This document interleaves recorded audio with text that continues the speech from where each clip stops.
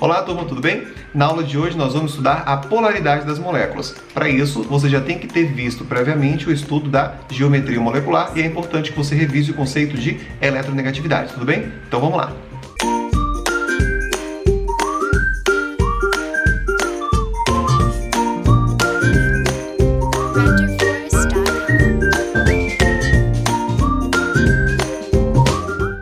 Bom, então sobre a polaridade.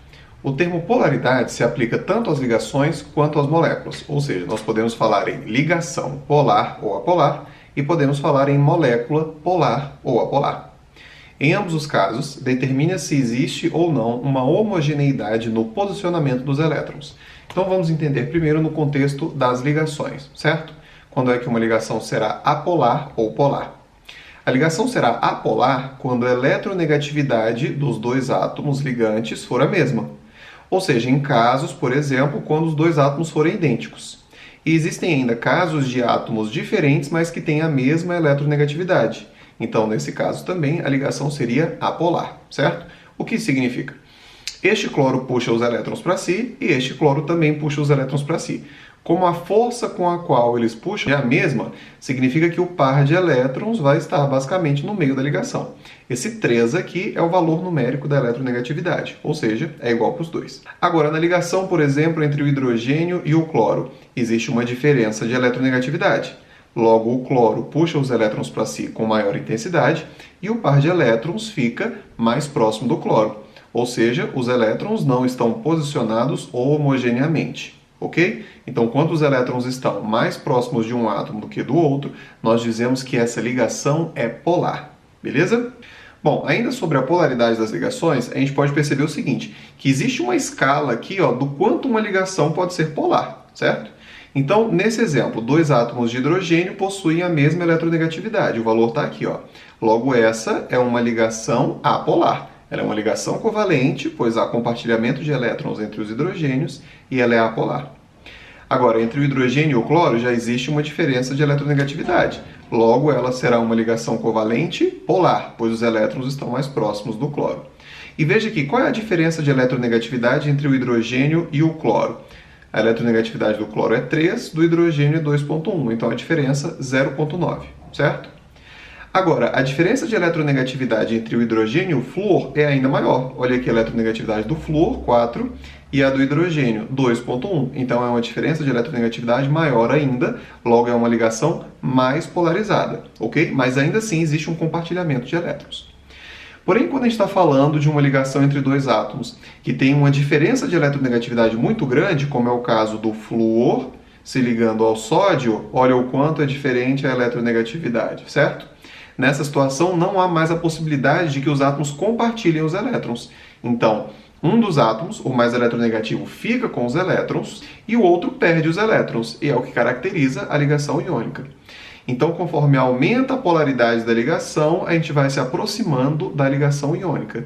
E conforme nós temos uma diferença de eletronegatividade pequena ou nula, a gente se aproxima da ligação covalente apolar. Agora, acerca da polaridade das moléculas. A polaridade das ligações gera vetores na molécula.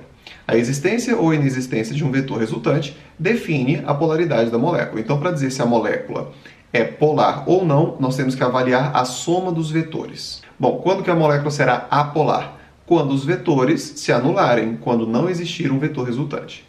Quando a molécula será polar? Quando os vetores não se anularem, ou seja, quando existir um vetor resultante. Vamos ver aqui dois exemplos. Bom, então aqui eu tenho uma molécula e nós temos aqui 4 ligações. Observe que o oxigênio é mais eletronegativo do que o carbono, como nós podemos verificar aqui nessa escala.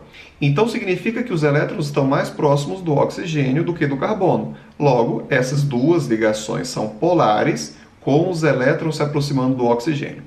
Isso gera um vetor nesse sentido, no sentido do átomo mais eletronegativo. Do outro lado, a mesma coisa, o oxigênio mais eletronegativo, portanto, as ligações são polares e os elétrons estão mais próximos do oxigênio, gerando um vetor nesse sentido. Então, essa molécula tem dois vetores, um no sentido desse oxigênio e um no sentido desse oxigênio. Ao somar esses vetores, eles vão se anular. E como os vetores se anulam, essa é uma molécula dita apolar. Agora vamos avaliar o caso da molécula de água. O oxigênio é mais eletronegativo que o hidrogênio. Portanto, os elétrons estão mais próximos do oxigênio, gerando um vetor nesse sentido. O vetor está representado aqui, ó. Do outro lado, a mesma coisa, um vetor nesse sentido. Olhando para esses dois vetores vermelhos, você acha que eles se anulam? Não. Pensando na soma vetorial, nos conceitos físicos, a soma desses vetores vai nos dar um vetor resultante que aponta para cima nesse sentido. Como existe um vetor resultante que aponta para o oxigênio, essa é classificada como uma molécula polar. Mais exemplos de moléculas polares ou apolares e uma forma simples da gente definir se a molécula é polar ou não, ok? Bom, veja só. Quando o número de nuvens eletrônicas ao redor do átomo central for igual ao número de átomos iguais ligados ao átomo central, a molécula será apolar. Então veja aqui o exemplo. Nós temos duas nuvens eletrônicas em torno do carbono e dois átomos iguais ligados a ele. É o que está dizendo aqui, ó. Número de nuvens eletrônicas igual a número de átomos iguais ligados ao átomo central. Portanto, essa é uma molécula apolar. Aqui é a mesma coisa. 3 nuvens eletrônicas e 3 átomos iguais ligados ao átomo central. Também apolar. 4 nuvens eletrônicas e 4 átomos iguais ligados ao átomo central. Portanto, a molécula também é apolar.